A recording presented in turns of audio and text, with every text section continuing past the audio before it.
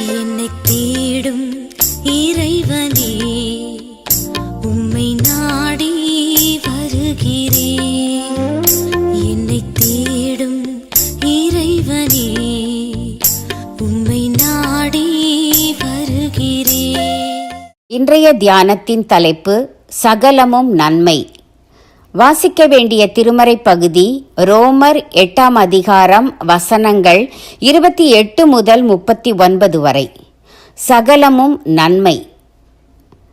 தேவனிடத்தில் அன்பு கூறுகிறவர்களுக்கு சகலமும் நன்மைக்கு ஏதுவாக நடக்கிறது என்று அறிந்திருக்கிறோம். ரோமர் 8:28. தேவனிடத்தில் அன்பு கூறுகிற மக்கள் சிறப்பானவர்கள், ஆசீர்வதிக்கப்பட்டவர்கள். இவர்களுடைய உள்ளங்களில் சதா ஒரு நிம்மதி இருக்கும். இவர்களின் வாழ்க்கையிலும் மேடு பள்ளம் இன்ப துன்பம் எல்லாம் உண்டு.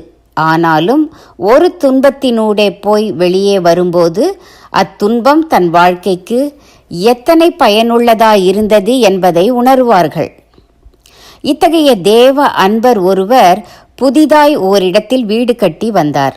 இதற்கு முன் அவர் குடும்பம் அலுவலகம் அருகே இருந்த ஒரு குடியிருப்பு பகுதியில் இருந்தது.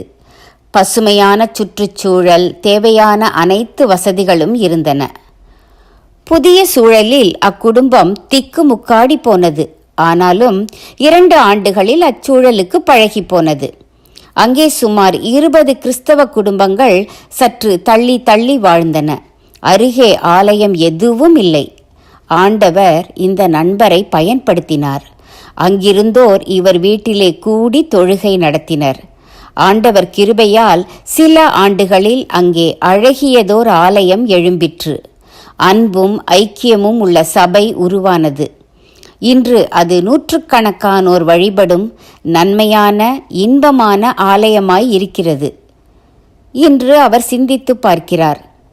தேவன் நன்மைக்கு ஏதுவாகவே இங்கு என்னை கொண்டு வந்து குடியேற்றினார் என்று மனப்பூர்வமாய் உணர்கிறார்.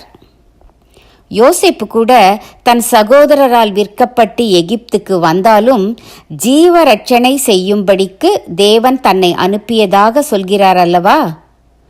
இதுபோல்தான் குடும்பங்களில் வரும் பணச்சிக்கல்கள், நோய்கள், பணியிட மாற்றங்கள் போன்ற பல காரியங்கள் தேவனிடத்தில் அன்பு கூறுகிறவர்களுக்கு நன்மைக்கு ஏதுவாக இருந்திருப்பதை அவர்கள் புரிந்து கொண்டிருக்கிறார்கள்.